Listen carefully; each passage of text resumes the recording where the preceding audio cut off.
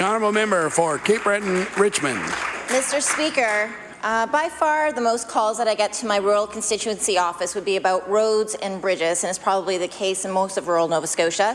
Over the last few years, the Port Royal Bridge was operating under a reduced weight restriction of 5 tons. Despite this restriction, the bridge remained a major thoroughfare for school buses, home heating oil trucks, and other local travel.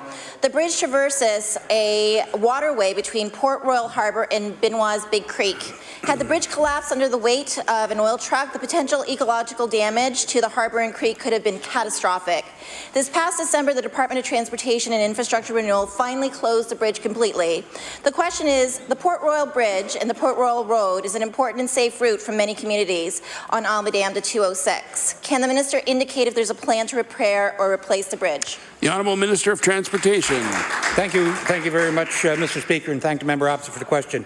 In Nova Scotia, Mr. Speaker, we have 4,200 bridges, and they're all extremely important to us because of the safety consideration, and that's the number one issue that we look at when we have our people in the field testing on a regular basis.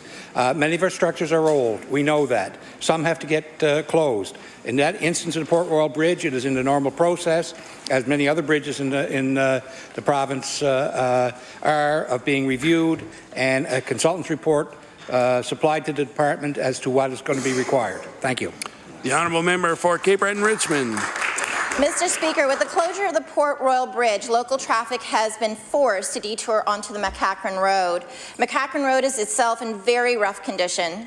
There are numerous potholes and areas where the water actually flows across the road and freezes into a sheet of ice. It's extremely dangerous. The intersection of McCachran Road and Highway 206 consists of a blind crest and some really tricky turns.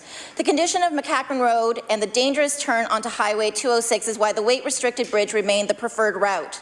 If the minister will not be replacing or rehabilitating the Port Royal Bridge, will he at least commit to the much-needed upgrades to McCachran Road to make this area safe? The Honourable Minister of Transportation. Thank you very much, Mr. Speaker. And of course, in this glorious weather that we're having in Nova Scotia, like today, there's a bit of a problem because it does put a lot of strain on all our highways. So we expect lots of potholes and road repairs this spring. That road will be looked at among the others, and I will undertake to have our people take a look at it and see if there's anything special that we can do there.